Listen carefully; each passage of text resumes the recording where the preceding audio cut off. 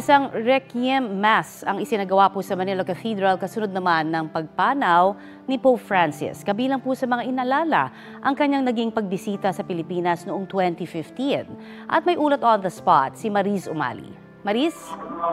Connie, taimtim nga ang isinagawang Requiem Mass na idinaos kaninang umaga sa Manila Cathedral para sa kaluluwa ng pumanaw na Santo Papang si Pope Francis. Pinangunahan ito ni Manila Archbishop Jose Cardinal Advincula at con-celebrated ni na Bishop Antonio Tobias at Papal Nuncio Most Reverend Charles Brown, BB.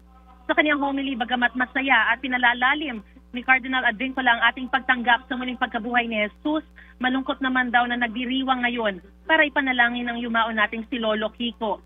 Inalala niya ang naging buhay nito na naging espesyal sa mga Pilipino, lalo na sa pagbisita niya sa atin noong 2015 na nakatatak na raw sa ating pambansang alaala, lalo na sa mga taga-Tacloban na bumabangon pa lang noon sa pananalasa ng bagyong Yolanda. Pinakita raw ng Santo Papa kung paano makiisa sa paghihirap ng kapwa.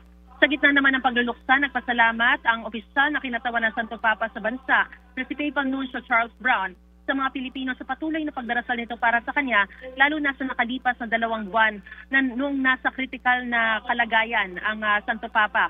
Humaba pa raw ang buhay ni Pope Francis at nakasama pa natin hanggang Easter Sunday dahil sa pananalangin ng mga mananampalataya. Bago nito ay nagsindi ng kandila at nag-alay ng dasal si Cardinal Advincula para sa Santo Papa sa Christ the King Chapel sa loob ng basilika na inilaan para sa Santo Papa.